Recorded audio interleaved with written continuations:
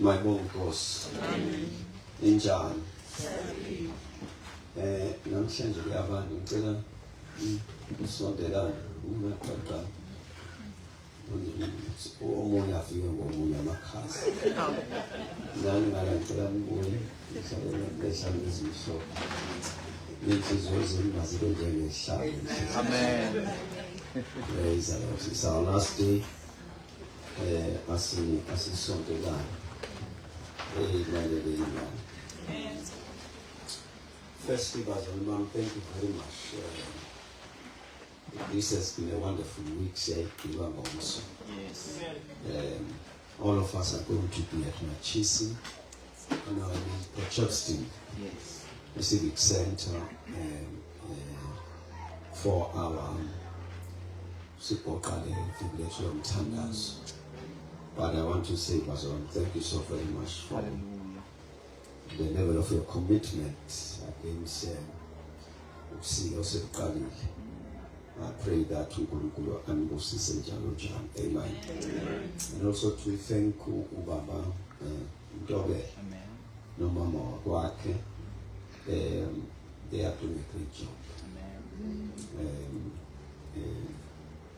We are very grateful now. Amen. We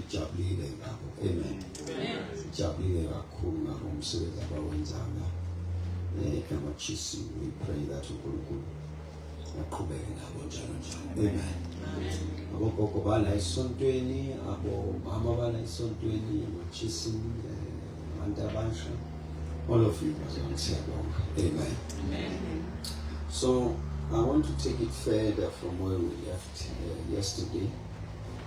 John 14:16. Today we are with Telu Baba. Say your to Baba.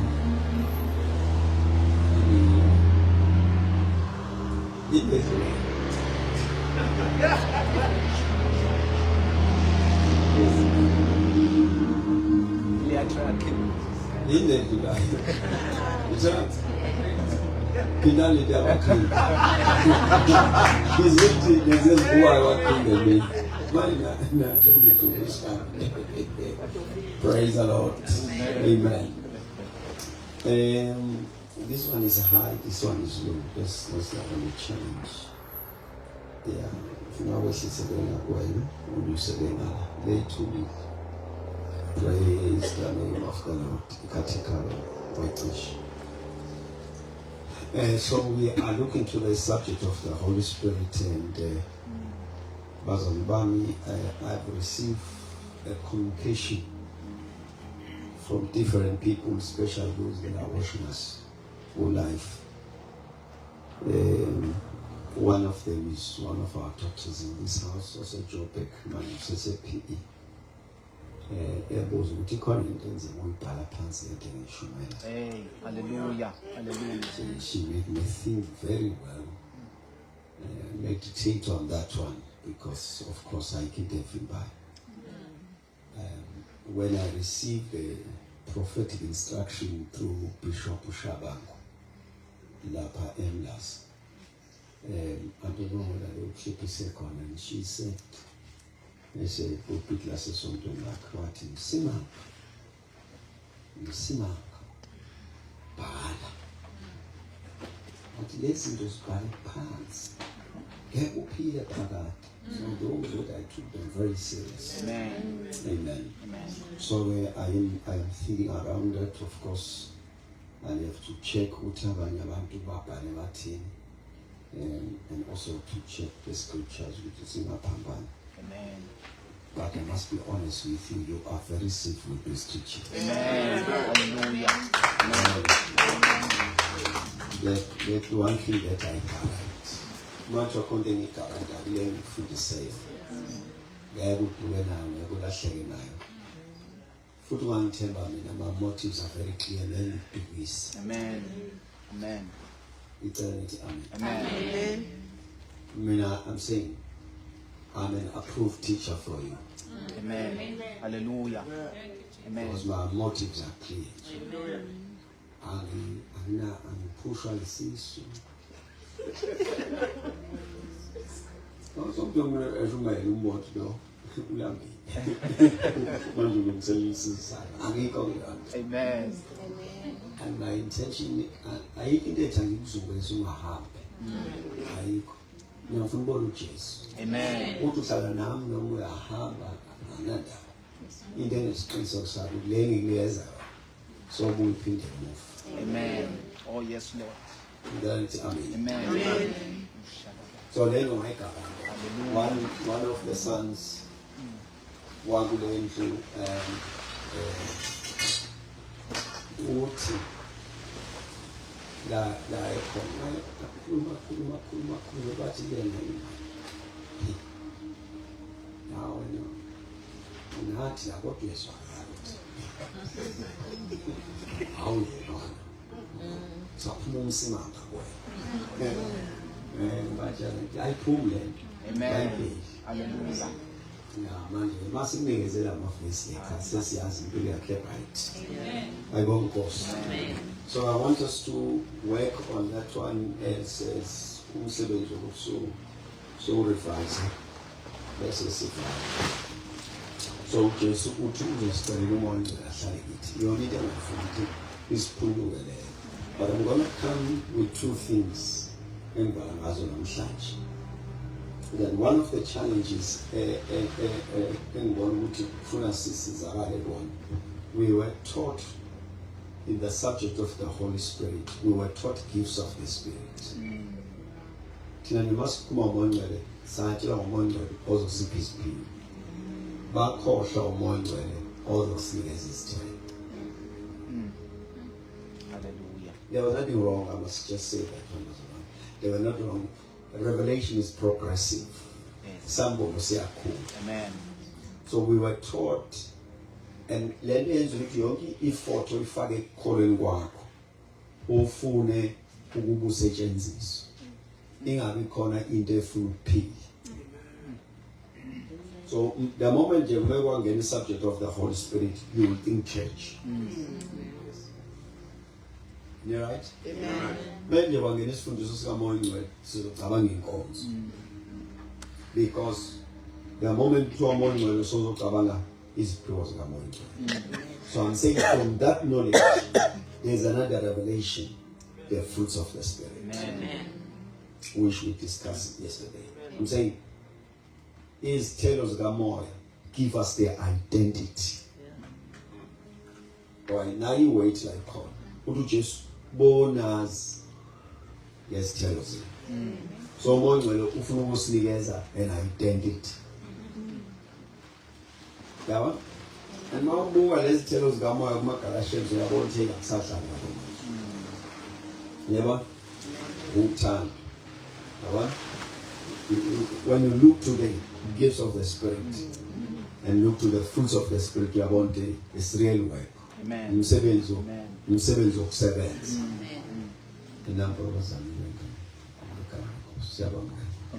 I'm saying when you look to the fruits of the Spirit, so we are going to ilana ke akusemdlalo. Because I think get ready this. Siyanamkela umama umsimanga ne-entourage yakhe egameni lenkosana. Amen. Ukwazi zama hapa msungela eto sonke.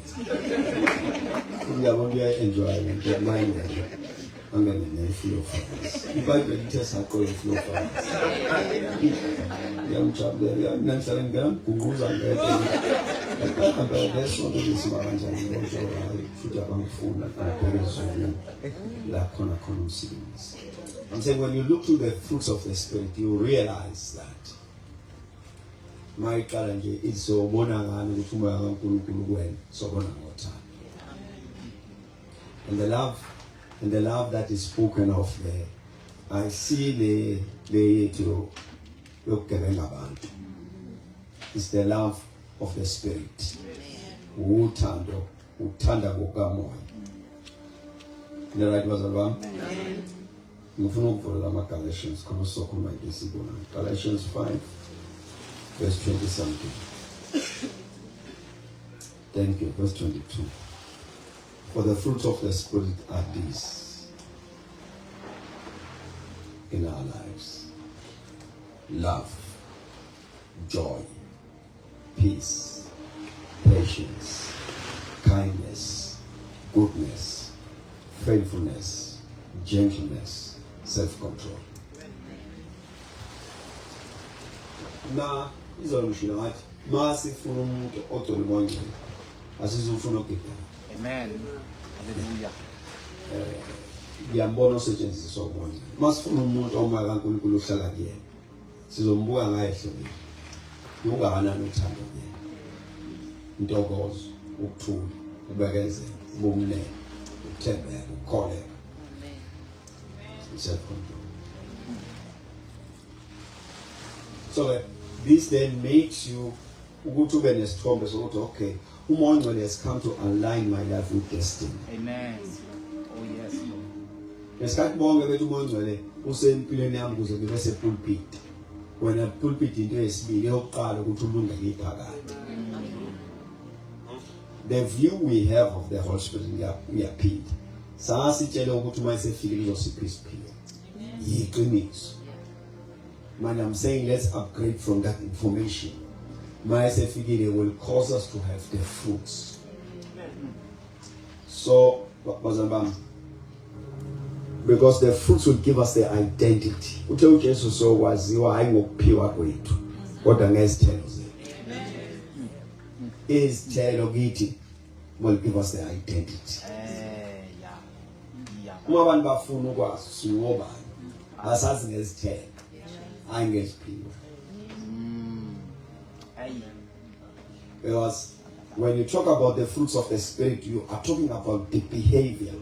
You are talking about the character of an individual. You are talking about the identity of that individual. Amen. Amen. Isiphiwo yinto edinga kuba khona inkonzo. Kodwa isithelo into edinga ukuphefumula. Manje umphefumula 24/7. Then you must live in the fruits of the Spirit. So kusho ukuthi ifort enkulu ofuna uyifake la kaJesu eyokuthi umoya ongcwele ahlale kuwe, then you produce the fruits. My bonkos. Amen. I always say ukuthi thina bazalwane bami namhlanje ilanga lokugoqa nje lento ngakho ngatatazela. I always say thina bazalwane bami akubuhle ukuthi sukujabulele usikhonza sukubekezela nosungasasikhonza. Bese sifanele siphile nawe sibekezela. Mawusikhonza sijabulile. Funa sijabule ngawe. Sihlezi nawe noma usashaye. Sihlezi nawe noma usigadela izimoto. Sihlezi nawe noma ushumayeza. Sihlezi nawe noma usiculela. Sihlezi nawe noma ufakaza. Singathi ulungele ukuperform ayimpilo. Hallelujah. You're right, man. Amen. You will find that endlini kaJesu ukuthi ukhona abantu abama-asha amahle kabi. Banesimali esimangalisayo. Kodwa ayiphume inkonzo mhlala nawo ubone umhlala. Uyagula. Nomdicay. Umoya is going to balance how you function. Hallelujah. How you perform ngesikhathi sethu sikhonza. And the life you live out of the church. Umoya ufuna bangakuphike. Manje kuqala lo mfana wafika esontweni edakiwe. Uma wakhe ebhizi phambili.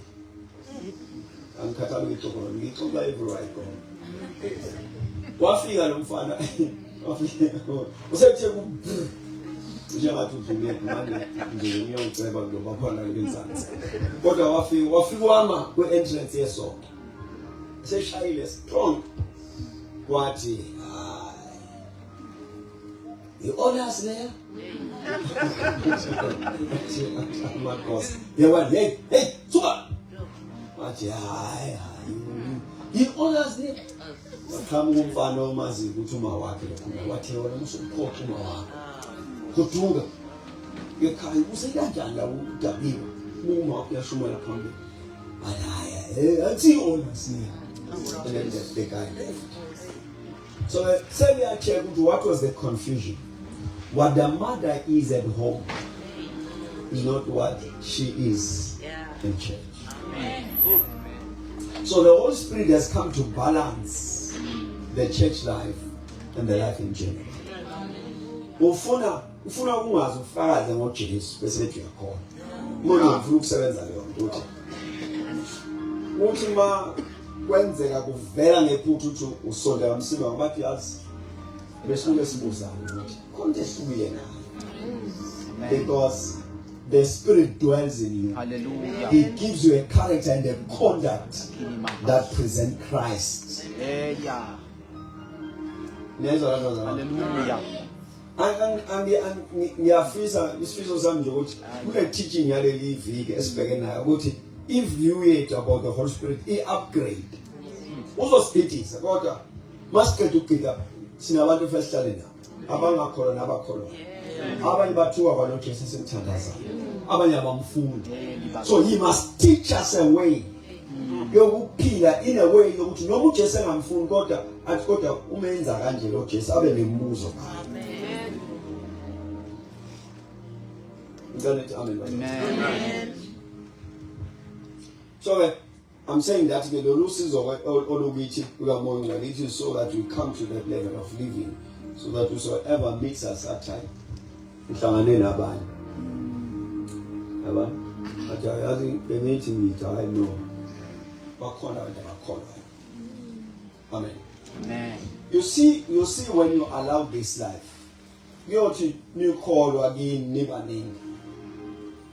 Uzokhulunywa kuthiwa ukuthi bakholwa beyakholwa. Kodwa abawusibani bani.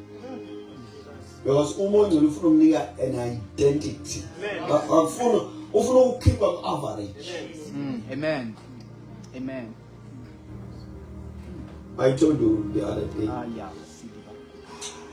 Saying we must find something that will cause us that to defend Makai.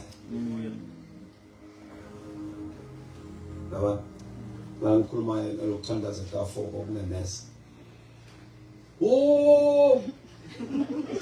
Cartoon says okulunga. Yeah, baba kunene. Oh!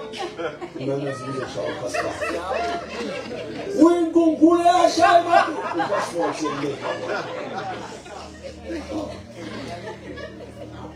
Nasengithi ngizayiphinda nasengithi uma kungabiza umhlangano yini uthi ubaba akakhuzi ngokunomsini ngathi ngifuna ubaba akathola isizathu sokungakhuzi funa athi no umsindo nami ngiyawuza nami uyangiphazamisa bese oh Yeah. So I'm saying all of us, we must design intimacy with the Holy Spirit so that He teaches us. And you show that case, what when the Spirit has come, I'm going to work on this one. The Spirit of the Lord gives you things that pertains what the Bible says and align your life with the destiny, with eternity. In that, questions can't tell you those are called. Amen. My internet would be my podcast. Some of the things that the Spirit of God revealed to you are not for everyone. Amen. They are a warning to yourself. Who call these differences from the Bible? Joseph and she kept what was said in the heart. Because God is that there are certain things that Paul says. I would have he decided. Let's go to Jagaban. Yeah. Amen. Amen. So there are things that the Spirit of God will reveal to you, which is not for us. Because the issue of sevens are when IT. Yeah. One from was the let's get the spirit son. Abantu bacathi yonke into embuliwe yethu sonke. There are things that the Spirit of God reveals particularly for you. Hallelujah.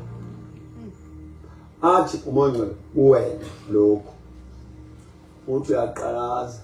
Ayibona manje abanye bayakwenza. Ya athi umonqe awusiya abanye ngisho wena. Manje ubula ke ngibona namhlanje ukuthi uthathe lento yakho ufuna ukwenze yethu. How do you know ukuthi le yethu when it has a scriptural foundation, a scriptural support? Amen. Amen. Hey, I'm trending very careful here. There are things that the Spirit of God will tell you. Only will tell you verse last. Amen. Amen. Amen. Mazinjalo izakho. Amen. There are things that the Holy Spirit will tell you. Right, at when lokhu ungakwenzi. Uthi ufuna ivesi ungalithola. Uthi ubheka abanye abakholwa bayakwenza lokhu wena kuthi ungakwenzi. Manje all knowing uyazi ukuthi usizakalaphi ngongakwenzi lokho. Amen. It's personal. Anjalo? Amen. Because you are so uzositshela sonke. Amen. Amen. Yeah. I want to use an example, but manje I'm very careful with certain examples. Bila isikhathi nesicayi manje. Ngithatha le example bafakaza ngalo.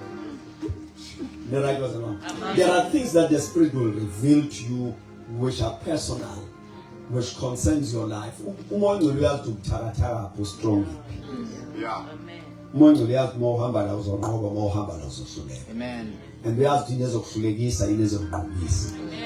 Bese ukhoshwe impilo yakho. Bese usuka ufuna ukukhosha thina. So, umoya lo mayikhuluma kuthina sonke, he will give us scriptures. So uzwa mind yambulu ukuthi umoya kaNkulunkulu uthi same time uflash ama scriptures in agreement to what the Spirit of God is saying. Amen.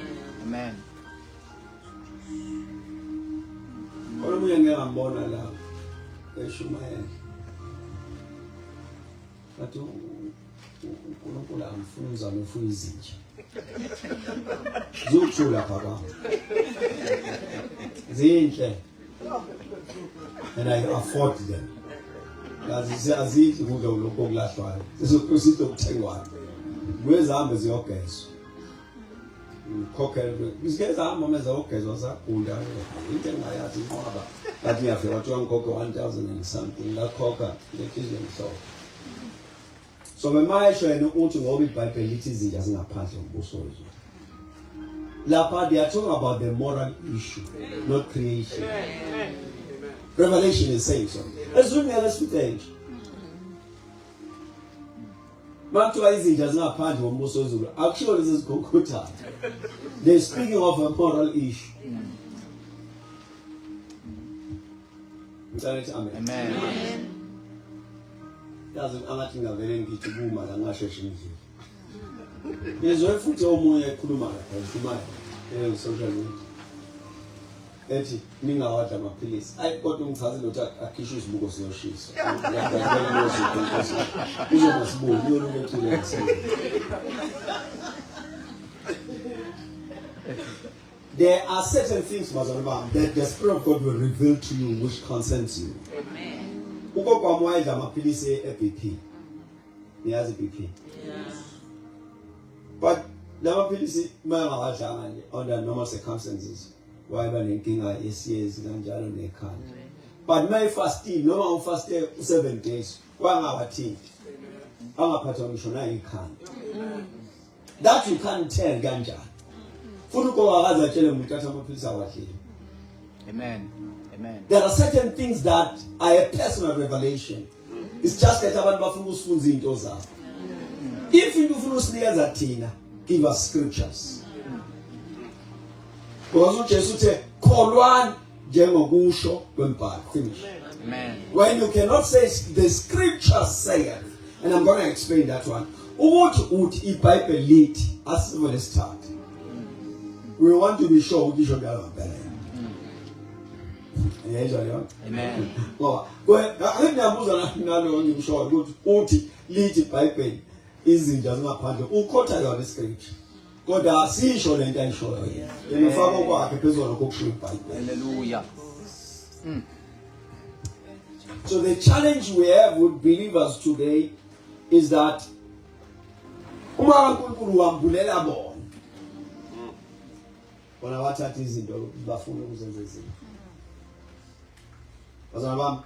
when your faith has not reached a level that you can live without a peace, until your faith overcomes what the pill can do. Don't risk your life. Amen. When you have a piece of Facebook, more call a piece of what I call it. And you always say, I call about it. Say that it's up. We are on to the pig.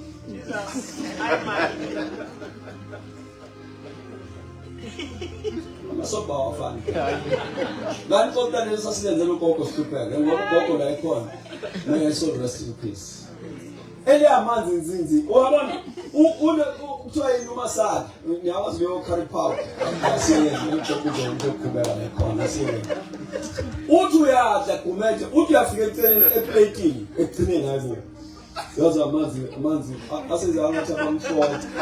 Anokharo ngawubani uthi 1 2.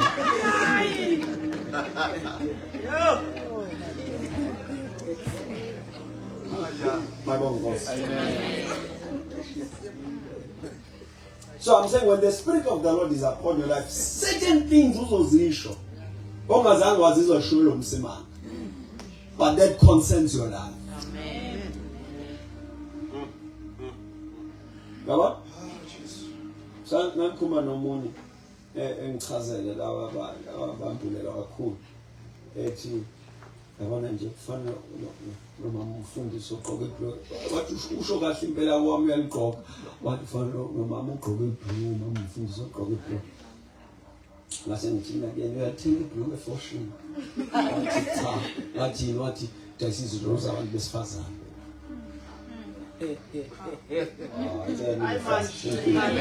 namuzi uyalithenga ibhlu ka-fashion wathi cha ngathi indaba wathi ka-fashion dayisizo izinto zabantu besifazane. Then it was obvious to me we should never prove about best father. Finish. Amen. Not a simple topic statement. One thing you prove a fortune. Who to dice is not about best father. One get and me prove who should love and best father.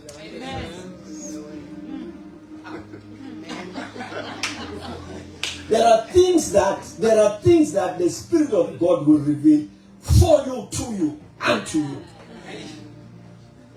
Man, Tina, then you party might see us Pazamisa. My must told you might sit down. Not to two bankale. And the Spirit was talking to you. Amen. Hey, Baba. I grew up in my home church. I'm from music. I'm a bang who get it about so bang of some man. One thing happened. Back to all whom I was, but I was in the outcome. More was began back for the Leviticus. You know, I mean, Macorin. Hunter Macorin, Vandabanos. It is shown in 3 dimensions. As is Kasam Sopella, when Yalanali, God about Jesus Christ. If it was in respect for the husband. Right? Amen. Uti Mausa Kuberanai. It was Fazanaga Cafe in Lesaka because of the angels. Utu Sakuberanai, it always Fazan. Uma Enezwell, Ezin, these symbols of second life. Mausa Kubaneves, basically, all of them was a cool.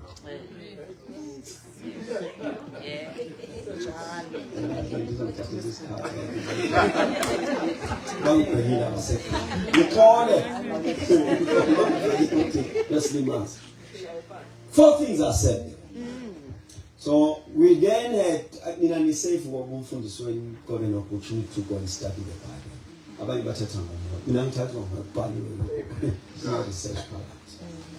research the history says at Corinth, Beguba no Paulo Muti, we are a prostitute. And no Paulo. So because Isondo they got chase a Corinth Bella, he were not very far from a temple locals. So lava daisa besebengenana before of times. So I was actually acid to be umuka. Oh, so one hundred was business. So the issue of Mwaza, I address Umungway Nana. It don't make sure when the Gila to the temple in that was Tolesena. Churches in Bondoa up below. Put your mark saying, I said, calling Kalagata Gamande.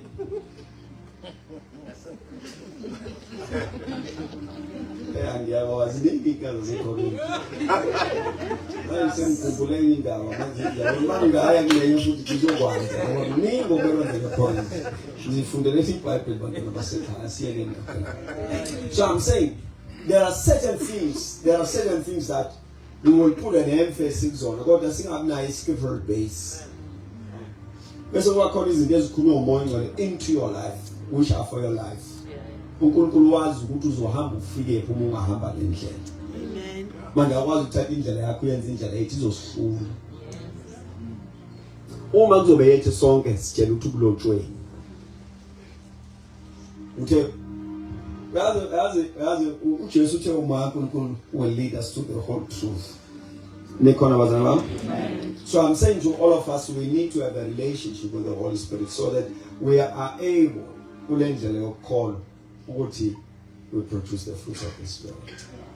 So ngifuna ngene kule eniyithandayo ke in passing bese sivale inkonzo namhlanje sheshe sigodu. Kusasa izobivutha kakhulu inkonzo.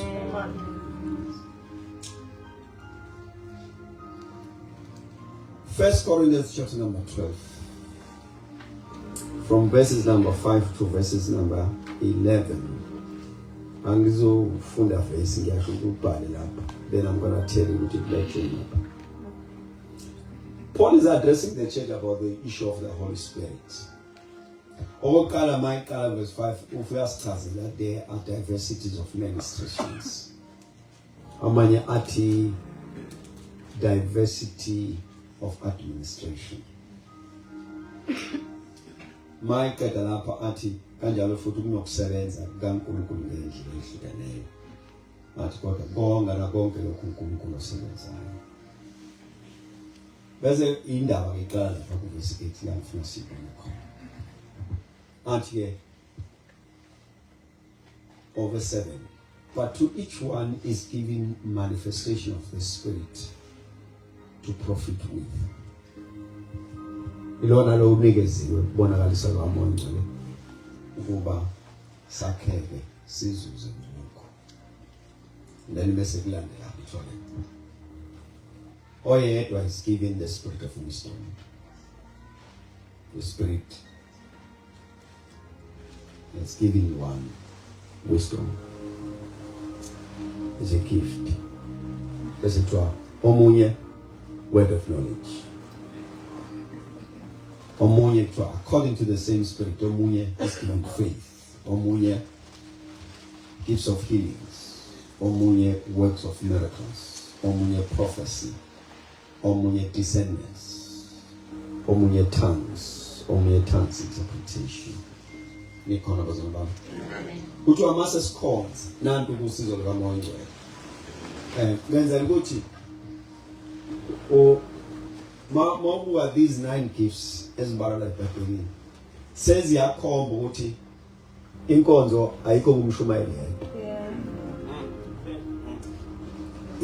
What qualifies the church to be the body lezi ndezo 9 ezibhalwa. Sanity amen. Amen. That sesifikile la asizile umsimanga. Amen. size ukuzokhonza. And ke masikhonza iBhayibheli liclear sikhonza ngayo umoya. Just what the Father seeketh such. What is a proof yokuthi sikhonza ngomoya? Because there is the word of wisdom. There is the word of knowledge. There is discernment of spirit. Anjaba? Sazi kanjani siyakhonza? Because faith is functional. The gifts of healing. Miracles are happening. Sazi kanjani siyakhonza? Because kunywa ngelimi ziyatolika ya prophet. But we must come to that level where singalindeli kumshumayeli kuphela. We allow the flow of the spirit. Hallelujah. Ngoba uthi umbhalo wencwadi kunikeziwe kulowo nalowo. So we are all gifted. Amen. When the spirit has come, he guarantees there's a gift in your life. Hallelujah. Oh God, there's a gift. As long as you cook on more than Kuluku again. Here, Asha, there's a gift. And as well as you know, word of wisdom, word of knowledge, discernment of spirit, gift of faith, gift of healing, gift of working of miracles, gift of tongues, tongues interpretation and prophecy. Amen. So now my master, okay. Now, Moses figure la ngomobu wazonke lezi zinto usizo lika moya ingcwele esilungiselela ukuphila. So sesiyabona nokukhonza kwethu is about us that when we live we are no longer the same. Hallelujah. The intention kamoya ingcwele nokukhonza ngomoya is not entertainment. Amen. Ni right brother? Amen. Ngabuze omunye ethi bawe bonke phansi uShumayeli. Ngathi bavuka babanjani. Ukuwa akunamso. Sifuna ukwazi uma bevuka babanjani.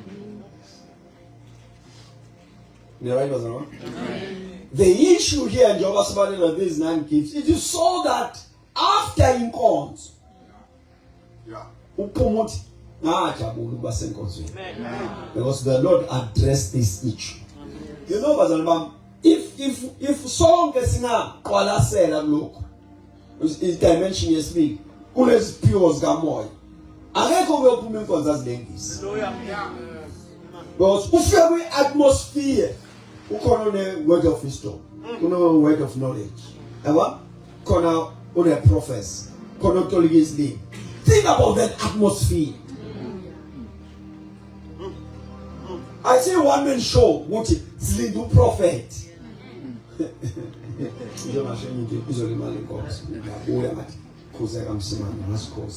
I'm saying when you are talking about the church, in Bible it is the body. Hallelujah. Everything is standing with me. That's how the church functions. Oh, yes. Anything esibiza ngebandla where it is dependent on one person is not the church. Uma nje la sonke iso lethu libheke uNtobe then asifase sibize ngebandla. Amen. Amen. Because after preaching kaNtobe, after administration kaNtobe, fanele kusukume iphiwo within the church. Hallelujah. Hallelujah. Amen. Ucabanga nje ukuba lesontweni ngiboss. Besa ngoba ngiboss, angaba nginasonto eCape Town. Ngaba nginasonto ePE. Ngaba nginasonto eThekwini, ngaba nginasonto eMachisini. Amen. Because the more I minister, something must come out from you. Hallelujah. Because akisimina umoya esebenza phakathi kwenu. Hallelujah. Itarget yethu akusiwona ukuthi uthi bakhulu omsimama. Sifuna ukukhonje what you have produced. And it is by the help of the Spirit. Hallelujah. Yes, Lord. Amen. Amen. Umthandazo wami bantwana basekhaya njengoba qala siqeda fasting tomorrow, siqeda umthandazo tomorrow, is that may the Lord by his spirit reveal to everyone. Hallelujah. Hallelujah. Hallelujah. Because the moment you function toward the Lord, toward the Spirit has given you, the competition are here. Hallelujah. Hallelujah. Yeah. You're right now. Amen. You know, that day of Magatusi Jesus Christ, when I discovered my name, I relax.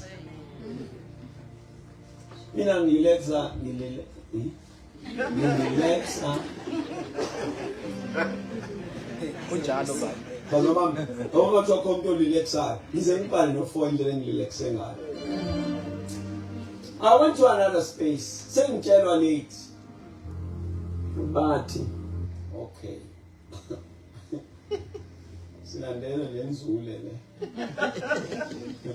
Sizoyibonisa. Bacupha amabhuma wa strong ukushawa sibana neqeda kushawa sibana neqeda. So umuntu uzothini manje? Yalilex makwabo yabhala u4.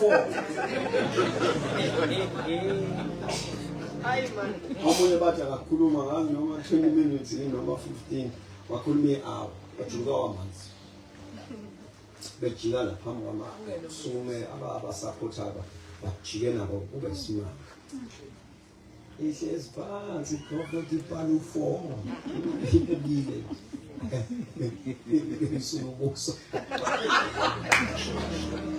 Hey! Asukuma akhuluma 7 minutes. 1, 2, 3, 4, 5, 6, 7. Amen. It's easy. Is to know what the Lord has called you into. When the Spirit is functional, outside that I say. Amen. Aya. Amen.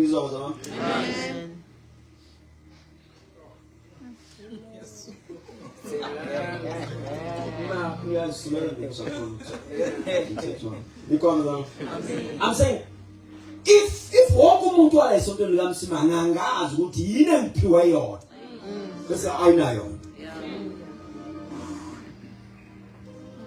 Let me be honest with you. Your gift does not need a pulpit. Amen. Yazo nitsa pulpit. Paul has said. Last Shumana saw. Anakuthi izibani. On Sunday. Lo shiso udaba luzobani. Mina ngisuma noma ngazi ngizothini isonto lami. Ngisuma noma ngazi ngizothini. Mengama nje. Sengiyazi ngizothini. Amen. So mawuthi wena into yakho ile pulpit, hey man, ingenzeka nalo nyaka phela ungafika.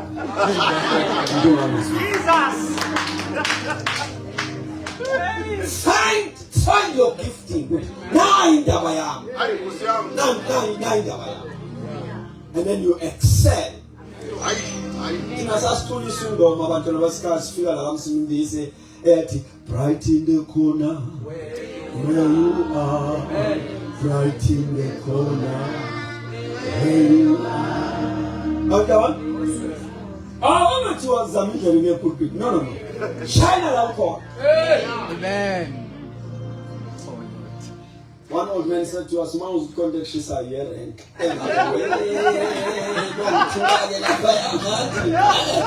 no, there was a few 10 years.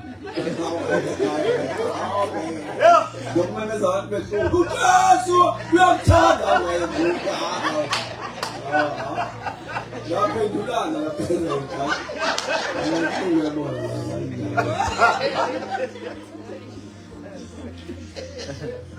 What is word of wisdom? Word of wisdom, it is when you are given a word that is an answer and a way out to a situation.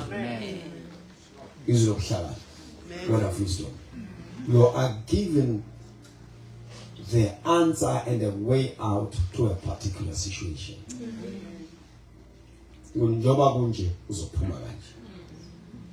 What is word of knowledge? Word of knowledge is when you are given a revelation, is something of what is happening or what has happened. word of knowledge. Ubona okwenzakalayo noma ubone okwenzeka. The right was about. Amen. Let me work on that one. Most of the prophets function within these two. They receive a word from the Lord, of course, but these two manifestations of the Spirit, they are an assistance to the prophetic grace upon the prophet to know the past and be able to tell the future.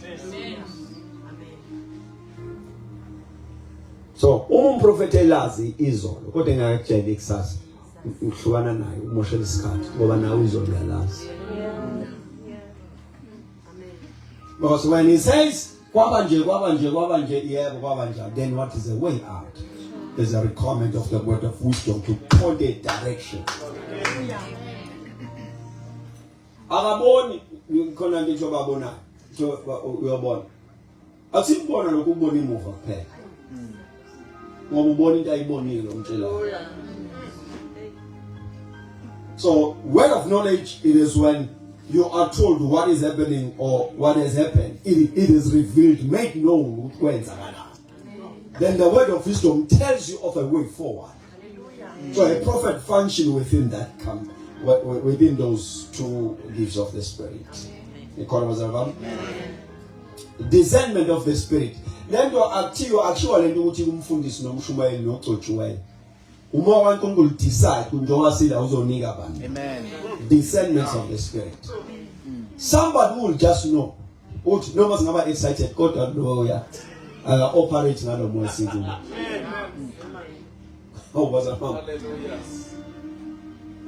Not long ago nje sasila pam. Lendo paswa ngabe ngihamba ne-agent sengizama physical lomuntu la manje bathi hayi simamzo silimaza phela. But there was an onzo which was very strong la tendeni likhulu emele ukuthi ifuthi enkonzo. I think those days ngase ngizoshaka if I'm not mistaken. Ngaya ke lo day ngahlala phansi ngabhala ufomu. Yavutha inkonzo and the guy was preaching storm. My God. Wakhonoti uNkulunkulu yakhuluma amnike mic hayi wasiqala isiprofeti phakathi naso wasuka wathatha isitephisi ngapha stage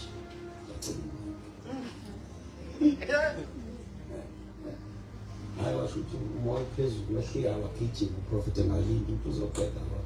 Then I shall then came up amazing mic. I said, food. I was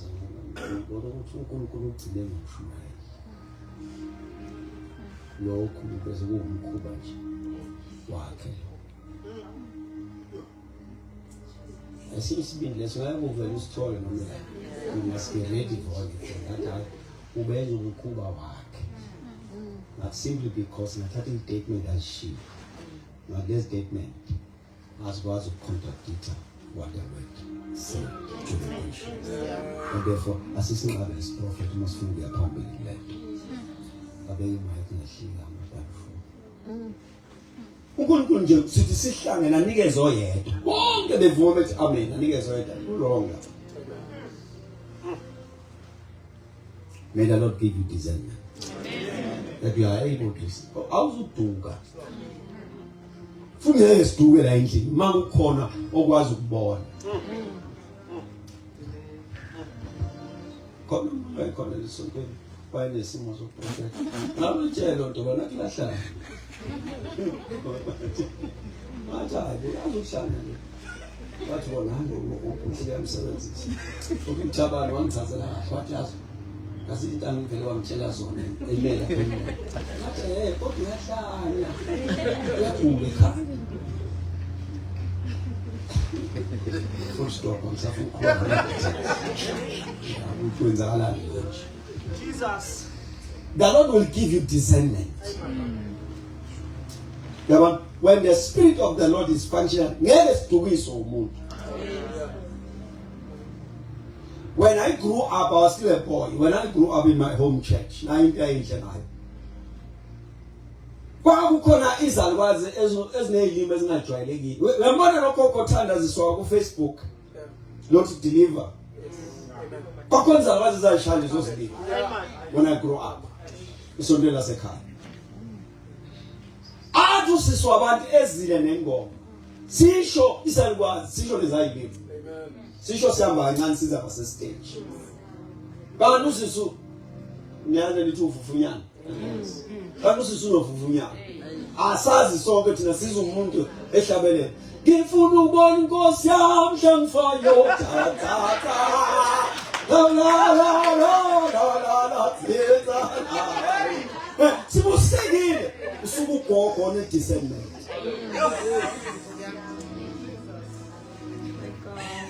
Quando cominciamo inkosi yami lapha ngakithi logogo wajoka abantu inkosi yami Jesu Christ lapha sitake ngamodlo wasekhaya ugogo ndo efike esontweni nje hayi eseswenka mana hayi iyiqoka kahle leyagogo afika ihlale lemuva esontweni ayihlale phansi athulele bese akhuza ngezinye izilimi ezingakremeki discernment. The missing element to the church today is discernment. We are deceived by miracles. So much that we do not know the source. And then we conclude to take.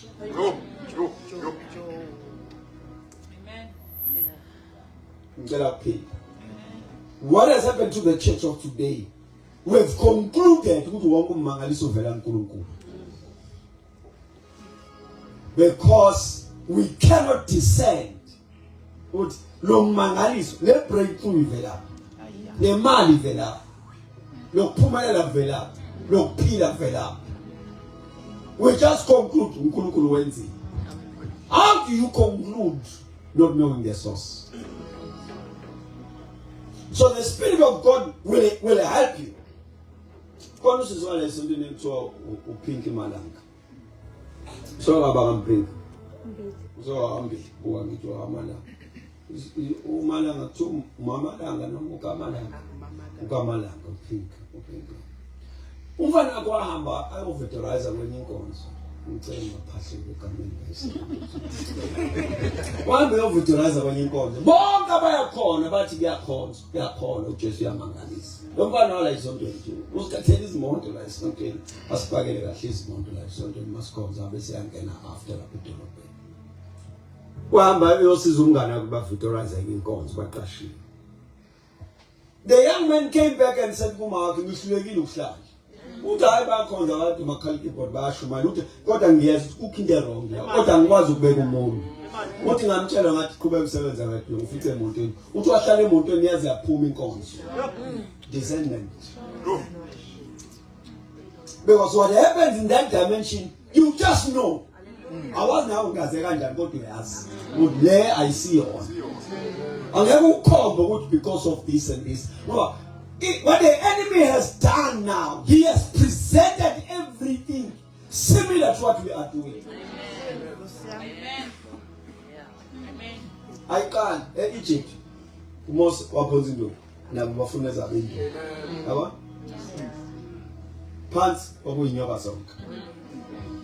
Owazi indlu ukuthi yabani, oyazi ukuthi isosi. So the challenge we have today lo mfutha kwenu nomliwe lokuphinda ithomo leyeni into ngasho lenyanga ngisho ngoba izosuke yenzeke kusasa bese hey right in the corner where you are right in the corner ni right kwa mama hey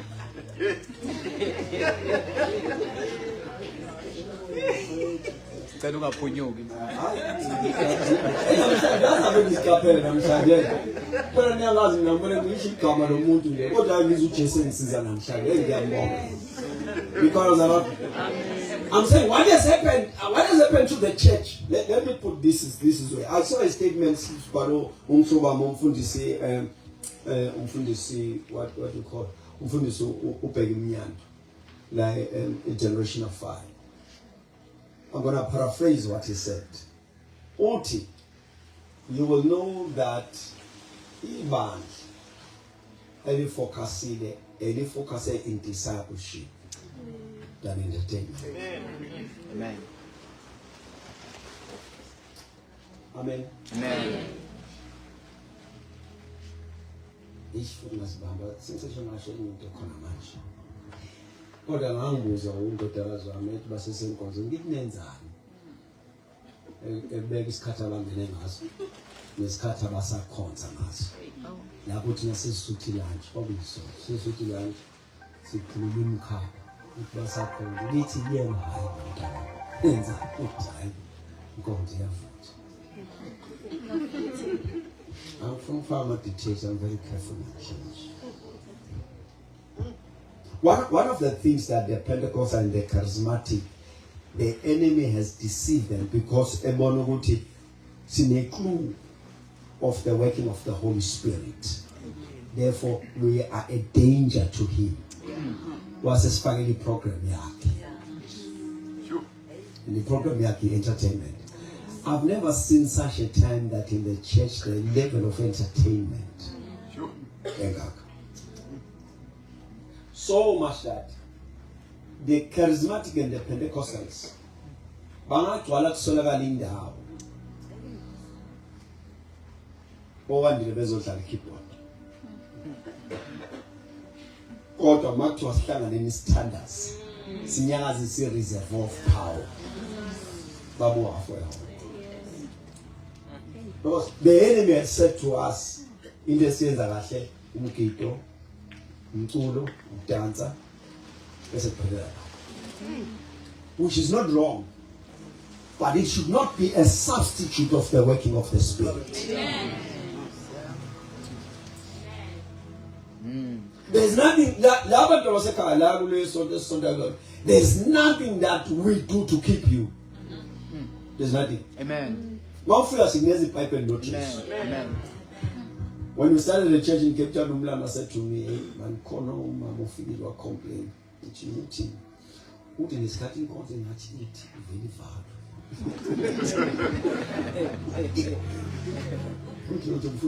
Asina kuba nini awa preso. It's in ruling. Because we know what we come in to do. And we intend to live and exercise it, practice it outside the church. Therefore, 2 hours is enough. Amen. Amen. So what will help us, Brother Rosekai, is to be led by the Spirit. And in that we'll have discernment. Look, we are seeing the fasting lesson. So link. But I wanted to point to these 3 1. Simply because I must just add one here. Let me see. I can just out the tongues and the interpretation of tongues and Tazarana before the preacher tomorrow. Is over heavy, the prophecy. If I think there are 2 dimensions. The prophet. There is a prophecy in the Corinthians. Apostle Paul, and there's another one in the Ephesians. Let my Corinthians to us in his own way. Let my Ephesians to us in his own Jesus. So more my Ephesians, my Kuluma, Apostoli, Propheti, Vangeli, Malusi, Teach, 80 governing offices. It is when God calls you to ministry. But prophecy kusema Corinthian kuthiwa khona unikezwa umoya ongcwele ukwakha ibandla. The difference is that uma is prophet usivela kimi as a rebuking umuntu, because it speaks to exhort, to edify. Kodwa uma siphuma kwi-office yabona so uma is prophet usiphuma kwi-office kulo bizo uJesu yilo fiyathi ku right ya ku wrong. God is prophet must phuma ngomoya phakathi kwenu, asixoshi umuntu, asilahle umuntu, siyaqinisana. It's exhortation, it's edification. Ikhona zabami. Ingakho mangavele kusona lombandla asekutshela ukuthi ha uNkulunkulu uthi lesontweni khona abanye bafika lesontweni umuntu usanda ukuhamba nje angizange ngitshele umuntu ngayifunda yonke into ayibhalile ngathula ngayicabanga then manje sibuza ukwenzakalani ngaconclude nje from my what you call majalo Kawenze ukhulele enkonzweni. Ama ngifunda yonke lento athi uNkulunkulu ukhulume ukufayenze. Ngazi ukuthi lo uNkulunkulu osekhuluma kulo. Bangakhuluyela ngaseqaleni kungena oqala lesonto. Ngeke asinikeze umbono ukuthi nje ngawushintsha.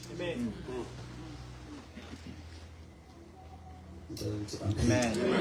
So a prophecy that comes from you, Basanebam, it must be something that edifies the church. I was a prophet, I was a Sashuan. Mampinda, I was a prophet, then you are left divided. This is very critical because here we must apply the mind. About why you are a prophet as a Klaban.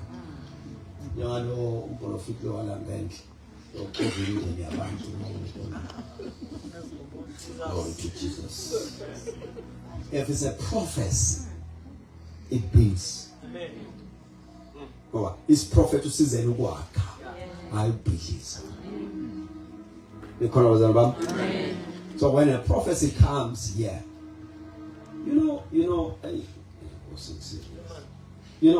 one of the things that I can get is to think that a prophet is a religious practice. Amen. We usually think about short I'm an uniform. It's not prophets. It's not prophets. So I'm saying, when the Spirit of the Lord is upon us and says you are called a man, the intention is to edify us. Amen. It's there to be edified here. Amen. Aleko show offer, aleko prove a point. So we came to be edified. Amen. And our focus is not only on the preacher. Amen. Amen. Is that it? Amen. Amen.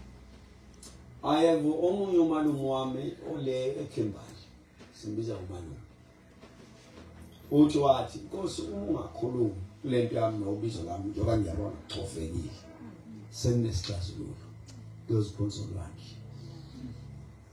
Was it different? Mount Pumalai Maybe, Nipege, or lunch. Mama Shomorut. That's Bonza. Pele, Pumoses. Then on the link. Konaman, Bassa and Gazman, I was like to open hope.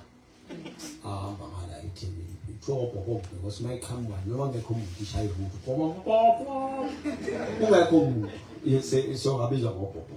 What come out of oh dear, there is no way you're going to Alinde to Kulu, a Kulu person like Kersin, Alingoma, in most of a driver Monday. What my is Papa Samesh or Boom Palo, a windy, Utum Palot, there went a just the writing, a palway, Palagam as well, Pasias, Dry there went a lock. Because woman was sensitive in the spirit, it was a word from the Lord. Watching an apple, a slinger lapana, is a pain that's a children to look at a Puma and make the Amamania to achieve. But I sing to them. To be sensitive in the spirit. I